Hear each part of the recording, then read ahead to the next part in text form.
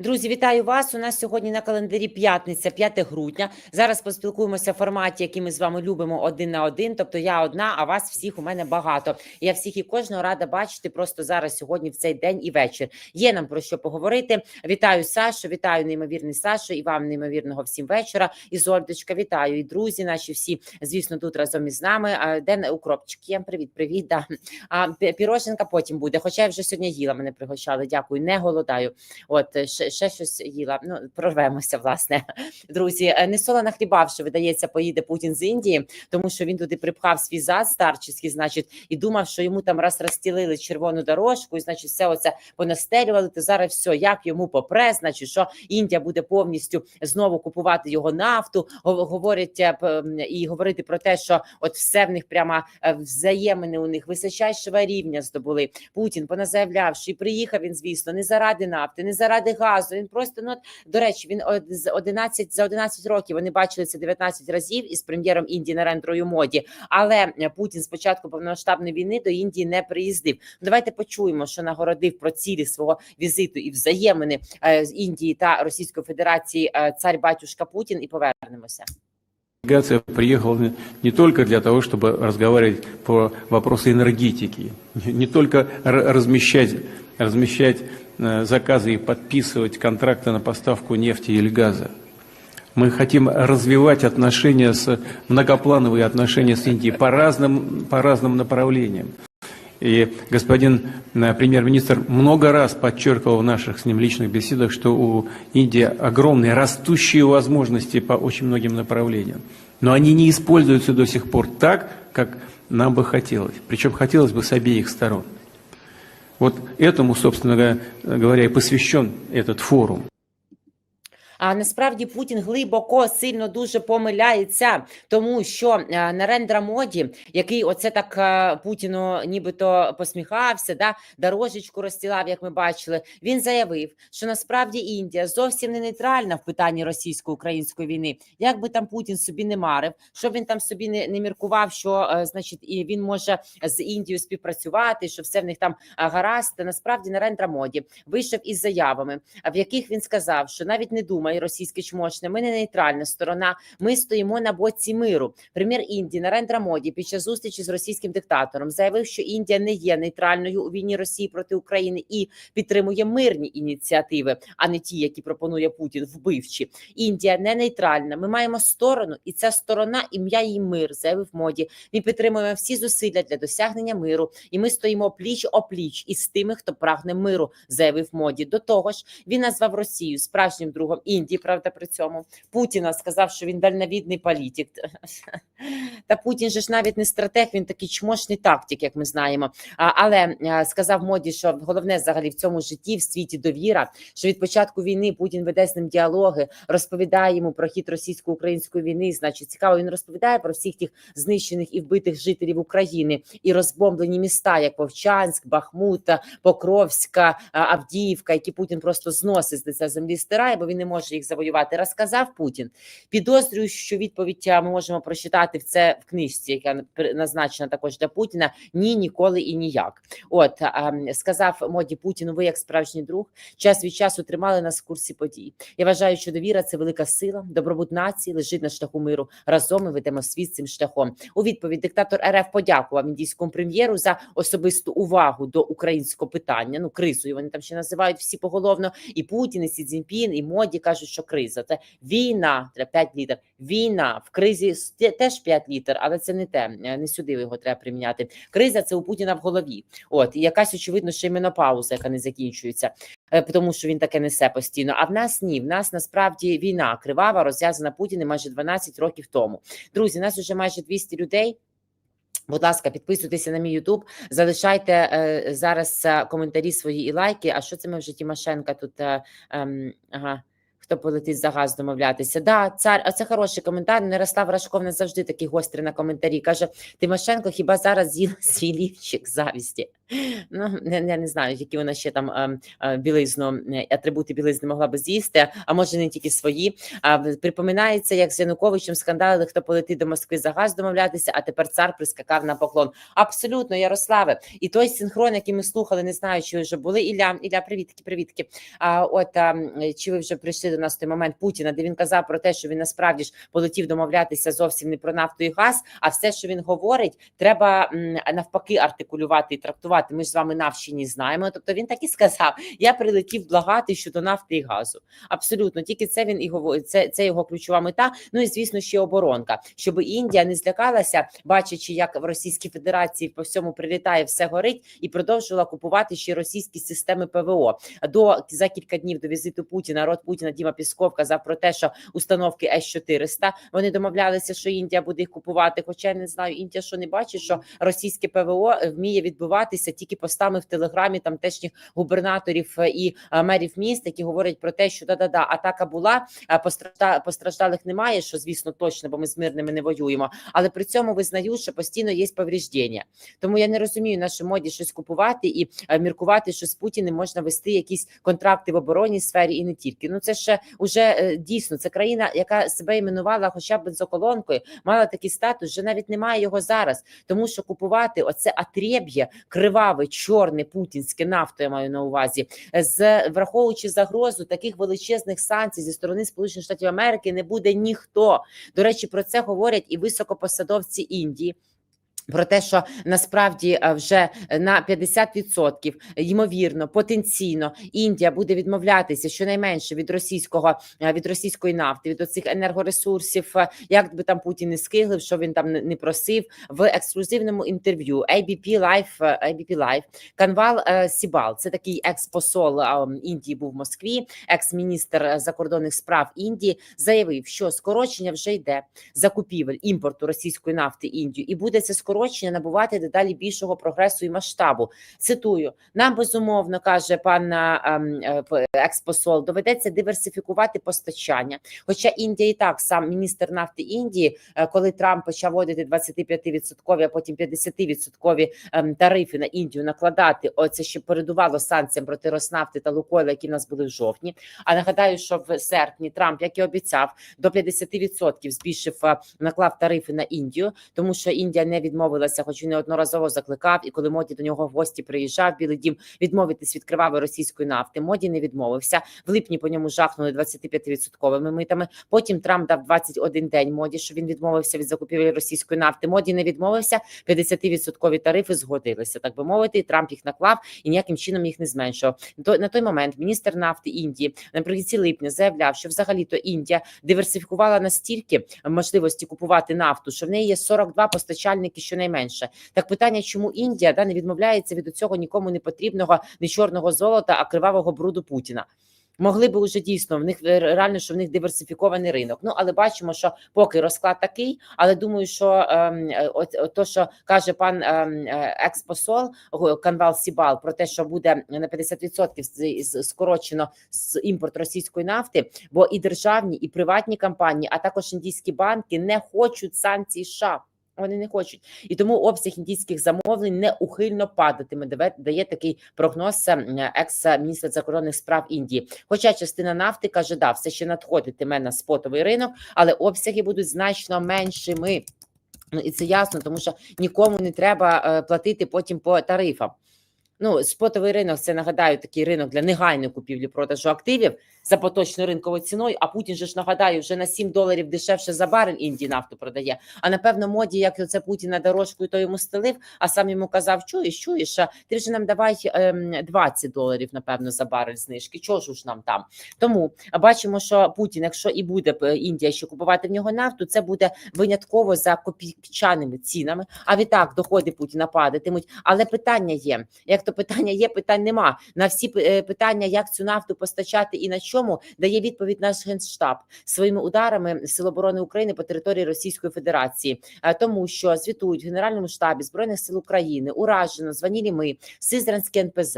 Він взагалі уже зараз не переробляє нафту, частково лишень, а Саратовський взагалі не перероблює. Зараз теж розповім, про що ви звітували в нашому Генштабі. Сизранський НПЗ, раз, два, три, уражено. Все палає, нічого не можна врятувати. Уже там ці установки, Сизрань вже третій раз за останній час атакується. Ось такі просто бачимо стовпи диму. Там теж кінні мешканці казали про 5-7 вибухів і про зарево просто, яке вони бачили над НПЗ саме.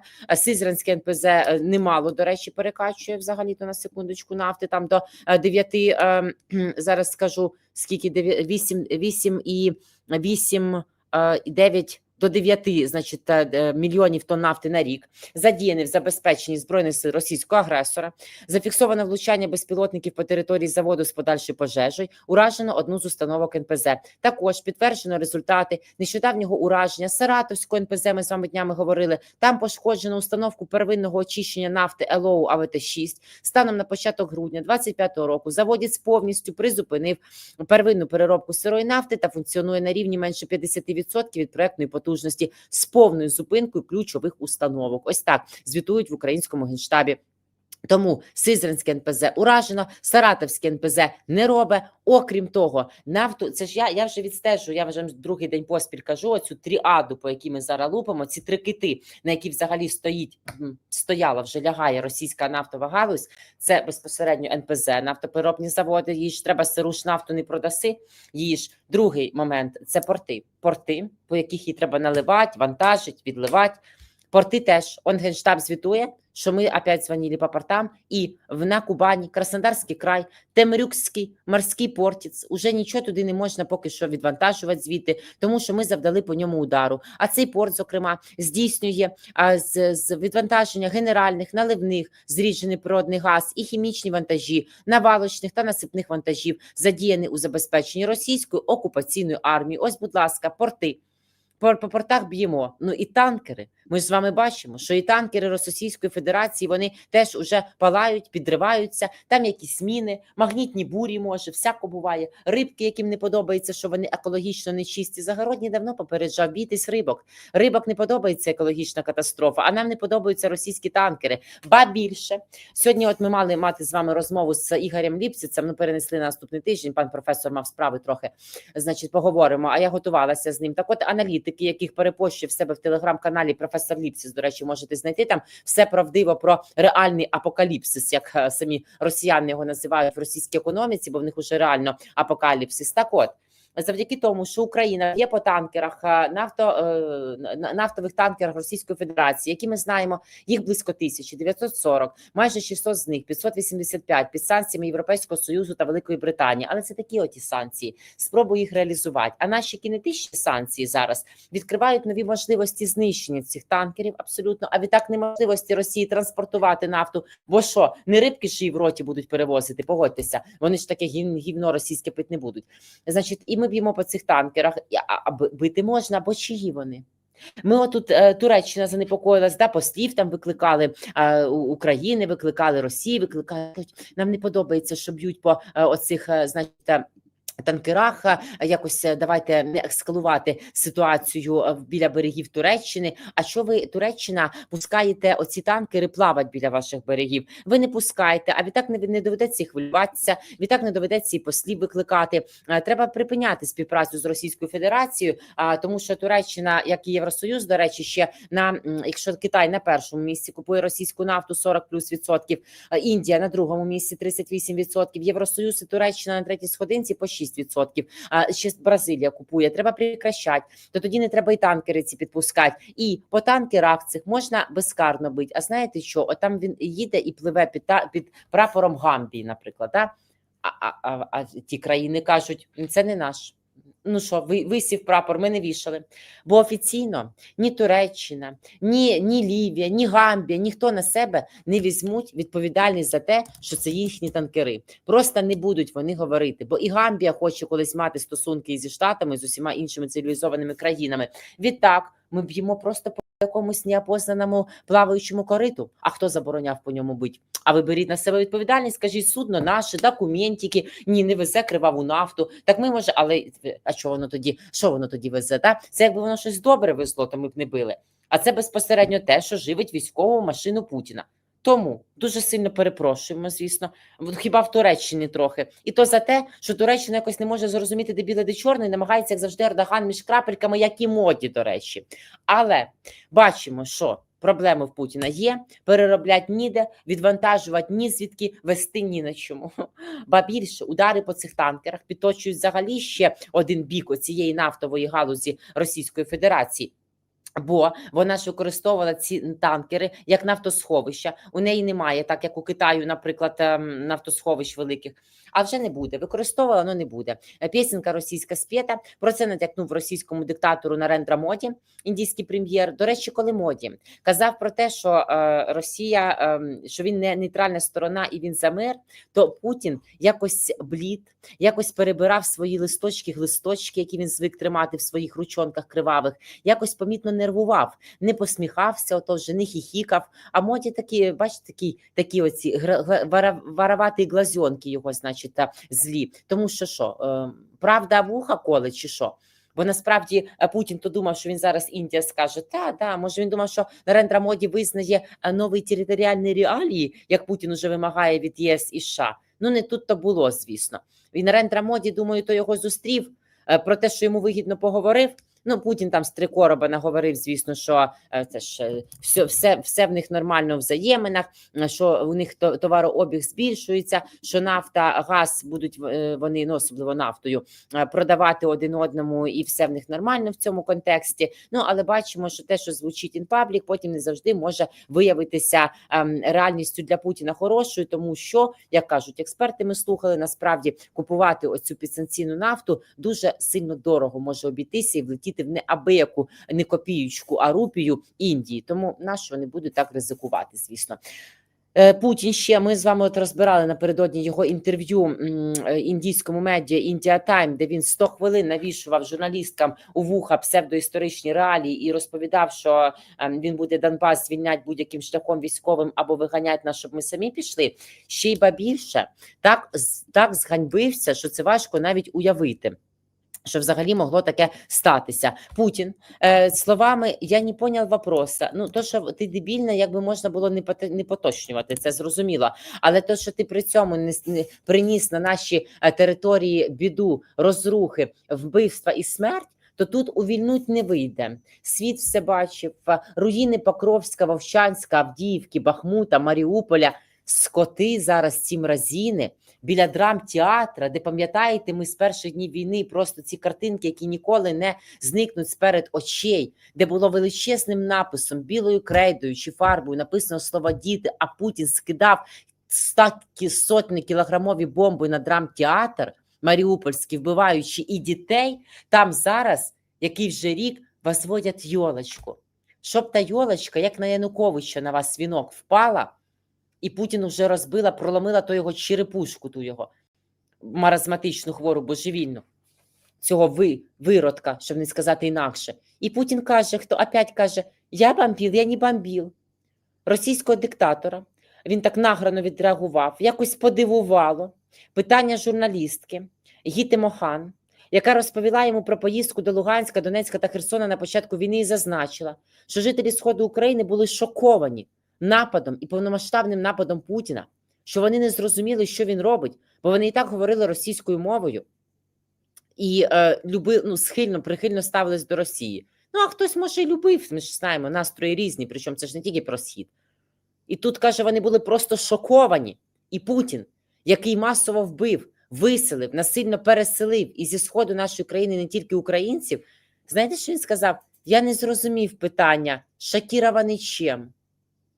Ви подивіться, наскільки воно брехливе, наскільки воно при цьому ще тупе, не може зрозуміти взагалі, як відповідати за свої вчинки.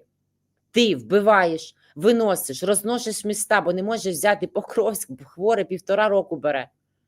1,5 місяці за 2 вулиці вже зараз бореться. Звісно, завдяки нашим захисникам. До речі, друзі, сьогодні День волонтера. І я вас просто наполегливо закликаю перейти, будь ласка, за монобаночкою, посиланнячком, є в описі під цим відео, всіма моїми іншими інтерв'ю, і зробити подарунок всім волонтерам, які тримають на собі і військо, і вивозять протистояння російській агресії. Мені настрою додати, я так не претендую прямо на, але теж волонтерю як можу і своїми, знаєте, донатами, і теж з нашими зборами, і своїми тепер зборами. Вже третій авторський мій збір разом ми закриваємо. Причому ми з вами за 2 тижні, завтра тільки буде, ми вже зібрали половину майже суми. От я би хотіла, щоб сьогодні це дійшло дійсно до половини, бо ми із 420 тисяч гривень на 5 комплексів РЕБ для 15-го бойового загону «Сталевий кордон» зібрали вже 207 тисяч 700 гривень. Я уклінно дякую всім, хто так за день оживився, бо зранку було 201, а тут вже 208 майже. Друзі, від душі. І волонтерам, знайомим подякуйте, які не сплять, які возять, вивозять, які возять автівки, гуманітарку, їжу, просто обійми свої теплі. 12-й рік поспіль волонтерять і допомагають нашому війську. Кого знаєте, теплим словом привітайте. І гривню на їхні збори, на ті, яким довіряєте, звісно, насамперед, теж, будь ласка, це і є зараз найкращий подарунок на всі свята, насправді. А на решту потім зробимо, заробимо і все в тому ж дусі. Ну і бо ви бачите, що воно виходить бункерний і каже. Він каже, що це Київ бомбив Бомбас. Ну ви ж зрозуміли. Він знов в цьому роді каже: отам у мене на ЛДНР, де я референдуми проводив. Маразм у тебе в голові проводив просто. І уводив тебе в якісь маразматичні хворі реалії. Путін каже: референдуми під дулами автоматів. Каже, там, де вони хотіли бути з Росії і наші нема, ваших територій тут нема. Є більше 650 тисяч квадратних кілометрів української території кордонів 91-го року, і Росії там місця ніде нема. Ні де-факто, ні де-юре, ні в уяві, ні в вологих бажаннях, ні в голові оранжеві Дональда Трампа. Ніхто не буде визнавати ні Крим, ні Донецьку, ні Луганську, ні частини Херсонської, Запорізької, як, власне, і частини Донецької і Луганської, бо Путін не окупував за 12 років жодної з цих областей. Ми не будемо визнавати. Я знову нагадую, що Путін має вже на столі тримати в себе на ночничку, на ліжку, в ядерній валізці, книжку «Ні, ніколи і ніяк». Ми не будемо йти на такі компроміси, тобто капітуляцію, і читати її собі на ніч. Може, десь щось якось йому дійде. Але бачите, він каже, що ми взагалі, а ще воно бреше, воно, яке не випускало і на блокпостах розстрілювало людей ні за що українців. Ми нікому не мішали виїхати, говорить Путін, нікому не мішали.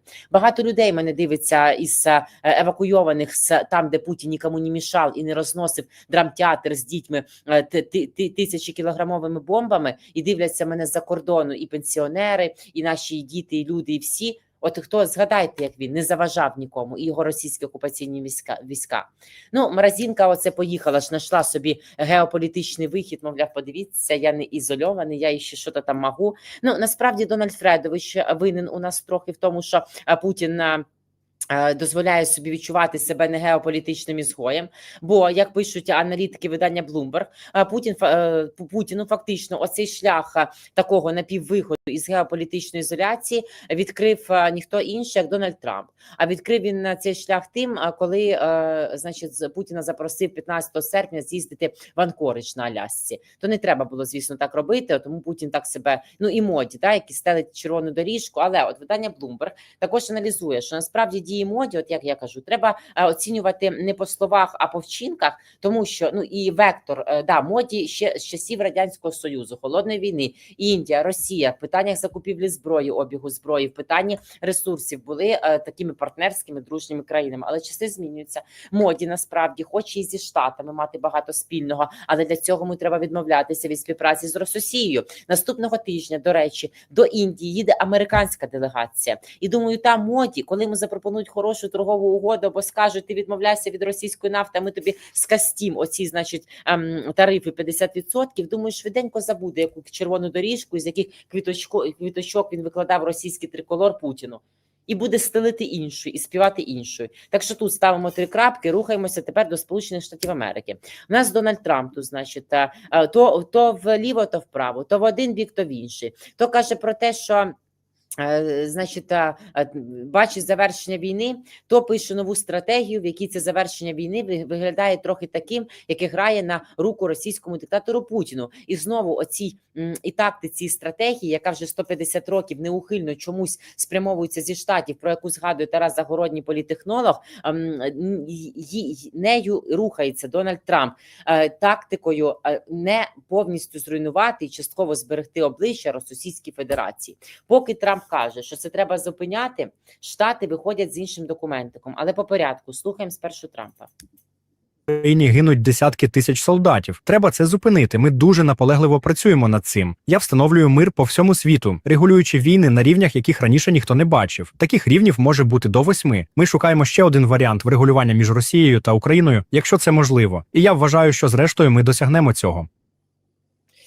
Трамп ховається, не знаю, аби він за склом, не за склом, аби він не ховався вже за спиною російського диктатора Путіна. Тому що дивовижні речі виходять в документику Національної стратегії оборони, отакої, бачите, National Security Strategy, Національна безпекова стратегія Сполучених Штатів Америки, року цього, на рік наступний, не тільки, де з однієї сторони супер, це, знаєте, в принципі, як лодку назвеш, але треба считати і між рядків, і рядки. З однієї сторони визначається в цій національній безпековій стратегії Штатів війна Росії проти України, а точніше її завершення, як пріоритетне питання. Тут питання є, питань нема. Супер, просто, взагалі, типу нам підходить. Але, як завжди, нам треба читати з вами між рядків. От, і в цій національній стратегії, значить, прописано, що треба зберігати і хороші взаємини з Російською Федерацією. І Європі треба про це думати. І Європі треба взагалі самі думати про свою безпеку, про гроші, щоб Росія на неї не нападала. Як то кажуть, що? А може якось Дональд Трамп вийде нарешті із скла, із якоїсь в якій він думає, що Путіну ще можна зберегти обличчя і якось з ним про щось домовлятися. Ви от скажіть.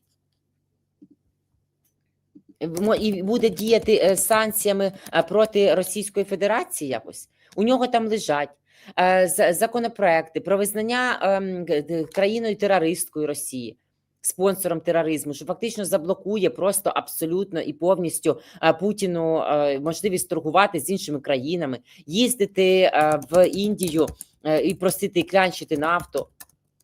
От. І, власне, але Дональд Трамп ні. Дональд Трамп якось нас думає, що можна все-таки зберігати Російській Федерації залишки обличчя. І ось в цій новій стратегії з нацбезпеки США хочуть відновлення стратегічної стабільності з РФ, припинення війни і, увага, не розширення НАТО. А цю нацстратегію точно писали в Білому домі чи в Кремлі? Ви мені підкажіть. Бо ви чуєте, пахне Кірюшею Дмитрієм і Стівом Віткофом. А Стів Вітков, нагадаю, писати ніяких стратегій не може, бо в нього посади офіційної немає, він ніхто. Він торгаш і ріелтор з Уолл-стріт. І Кірюша Дмитрієв ніхто. І в Індію теж, до речі, Кірюша Дмитрієв попхався. Бабки-бабки, зділки-зділки, як то кажуть. Це просто яке не розширення НАТО. За кого грає Дональд Трамп? Я буду завтра о 15:00 в ефірі 24-го і Тараса Загороднього питати Тараса Загороднього про те, що, а що це таке взагалі? А він мені, звісно, скаже, що спокійно, це ота така стратегія 150-річна, все буде нормально, Трамп буде там допомагати нам продавати зброю, бити по Росії. Але оці всі дзвіночки як-то підроздражають. Я думаю, що вас теж, до речі. Ви знаєте, що я так Трампа, в мене запас терпіння був довгий. Я із Загороднім погоджувалася, і чекала на його дії, і санкції проти Роснефті і Лукойла, вік помніть буду, як то кажуть. Але це вже якісь такі перегиби на сторону Російської Федерації. В цьому документі стратегії національної безпеки йдеться про те, що США не хочуть, щоб НАТО сприймався як союз, який постійно розширюється. Тому Штати хочуть запобігти такому розвитку подій. Так це ж каже Путін. Не розширення НАТО на восток, НАТО у наших границ, НАТО з нами воює всю сознательную жизнь, це вражеское НАТО. Почекайте. Там треба подивитися, там ніби ми бачили англійською мовою, зараз ще раз подивимося, написано. Але я що-то вже не уверена, чи він не перекладався, як і той планчик з російської мови. Буковки англійські. І тут бачимо, що англійський over the past 9 months we have brought our nation and the world back from the brink of catastrophe and disaster. Каже, врятували ми за минулі 5 місяців світ від катастроф і різних надзвичайних подій і бід. Але ніби ведете до нової прокремлівської катастрофи. Ну що це значить взагалі, щоб не розширювалось НАТО? Генсек НАТО Марк Рюте пару днів тому сказав, не буде нам Росія диктувати, куди нам розширюватися, яких членів приймати. А тут що, Дональд Трамп не власне за чию команду грає? Він теж за нерозширення НАТО за кремлівськими наративами чи що? І він тепер разом з Путіним буде диктувати, куди НАТО має розширюватися? Він уже ж диктував, щоб НАТО до 5% країни НАТО від свого бюджету збільшили оборонні внески. Збільшили. Яких ще змін і реформ не вистачає Трампу?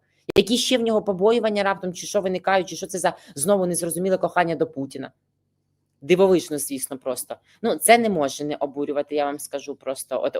Отаке позиціонування. США вважають, що за кілька десятиліть, цілком ймовірно, деякі члени НАТО стануть переважно неєвропейськими. А хто це?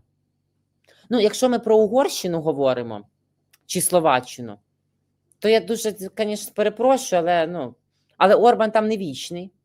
Я думаю, що вибори навесні його спишуть. Якщо, звісно, він за допомогою російських грошей їх не сфальсифікує, але світ все бачить, думаю, там будуть і протести, і все. Бо і угорці підтримують нас, а не Вітьку Орбана і його політику. США вважають, що за кілька десятиліть, цілком ймовірно, деякі члени НАТО стануть переважно не європейськими, а своїм основним інтересом вважають проведення переговорів щодо якнайшвидшого завершення війни в Україні з метою стабілізації європейської економіки і запобігання небажаній ескалації. В стратегії також йдеться, що США прагнуть стратегічної стабільності з Росією, а також забезпечення можливості відновлення України після закінчення війни. Там також додали, що дні, коли США підтримували весь світовий порядок як Атлант, залишились в минулому. А жаль, да, дуже жаль.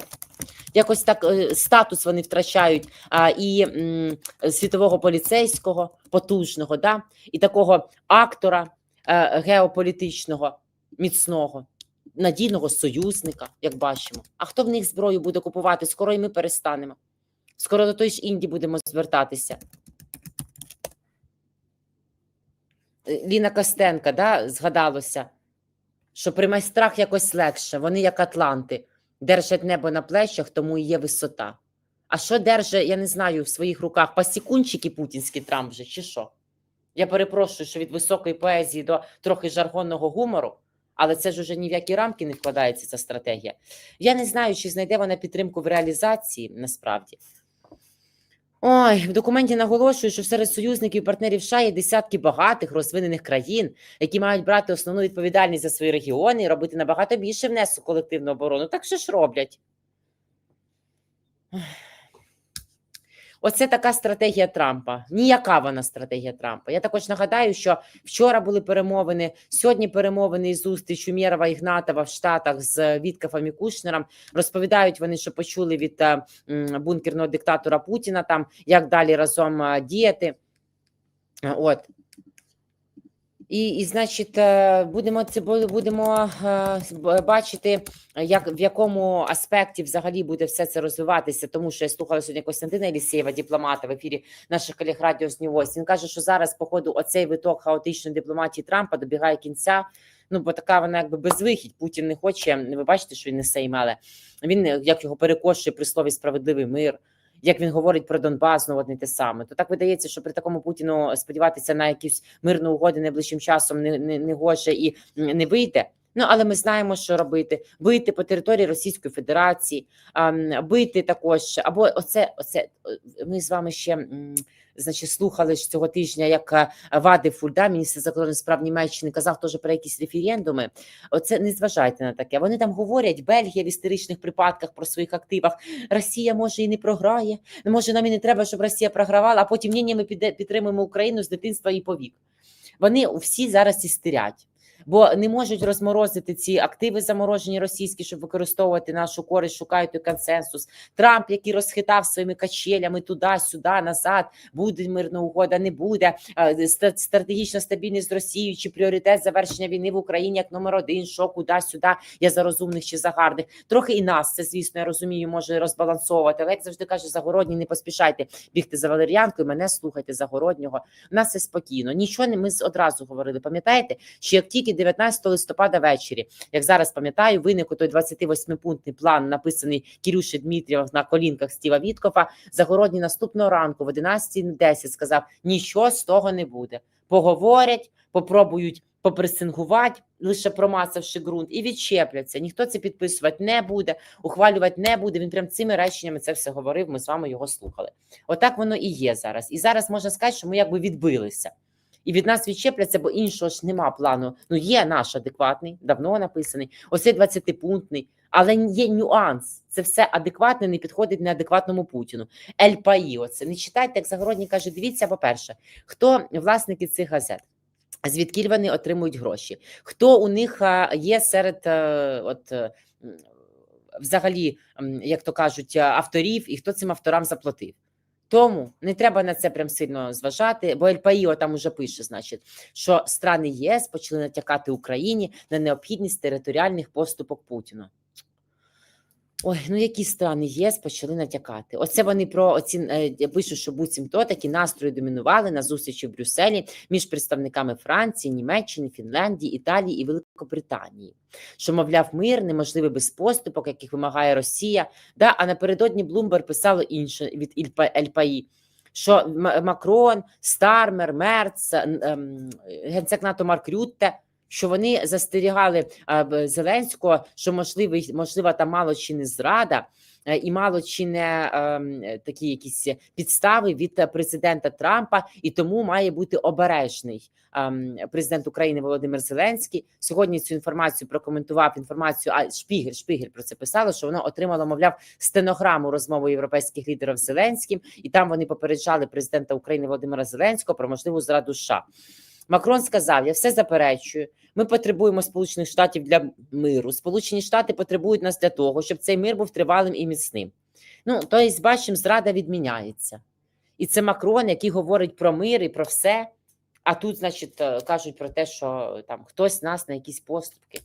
Це все теж вигідно Путіну. Отака розгонка, значить, розгонка отаких нервових настроїв. Ну, тому, щоб не нервувати, ми з вами все проговорюємо, обговорюємо. Нас з вами вже майже 900 людей. Дуже дякую вам, що ви такі активні, що ви приходите, слухаєте. Ну і що, я ж не можу вас залишити без, як то кажуть, приємного і солоденького. У нас, до речі, 18:30 Ігор Ейдман на моєму ютубі буде в прямому ефірі разом зі мною. Оце все розбирати теж. Ми з ним, ясно, що висміємо того Путіна. Мультики там подивимося. Приходьте, буде цікаво. Путін любить мультики, ось з ним зробили такий дебільний мультик. Ну, вже подивимося його з Ейдманом і в моїй програмі 20 хвилин, яка сьогодні о 20-й вийде, можете прийти подивитися. А 20:00 Марк Захарович Фейгін буде в прямому ефірі 24-го і мого ютуба тут. Ми з ним будемо говорити, тож приходьте, будь ласка.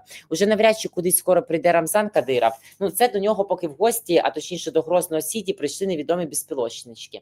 А точніше відомі, певно, що українські, ну, принаймні так жалілися тамтешні пабліки і мешканці. І Грозний Сіті там і Совбез в Чечні, і Мін'юз в Чечні, і різні банки, і пропагандистські канали, все там. Так що бачите, що всюди досягаємо. Ну, але і це ще не всі плюшки.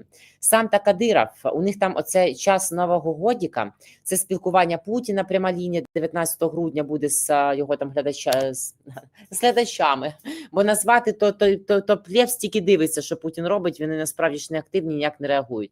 І, значить, оце буде в цьому всьому пряма лінія. І Кадиров мав мати пряму лінію. Но є нюанс. Пал наш падішах. Кажуть джерела вёрстки, що в Кадирова проблеми зі здоров'ям, і його пряму лінію переносять. В нього там вже і некроз поджелудочному приписували, і почки проблеми. Його особистий врач і на онкології спеціалізується, лікар особистий. Тож пряму лінію Кадирова перенесли у зв'язку із проблемами за станом його здоров'я. Бачите? Ну всі вони подохнуть. Тарас Загородній політехнолог каже, що нам Кадиров, якби він пішов брати Москву, так сказати, коли все почне рухатися, що він нам ще й стане в нагоді, в пригоді, що ми можемо його використати як Пригожина, наприклад, да?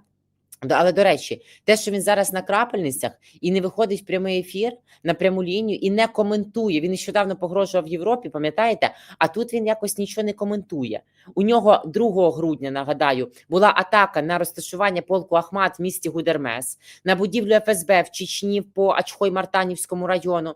Сьогодні безпілотник влучив в одну з баш Розні-Сіті, де знаходяться офіси Радбезу, Мінфіну, МНС і Чеченська рахункова палата, офіс Єдиної Росії. Там ще є офіси нафтових компаній. Цей комплекс, до речі, знаходиться приблизно у 800 метрах від резиденції Рамзана Кадирова. Оцей, що палав і горів, отак дуже гарно, значить. А Кадиров як води в рота набрав.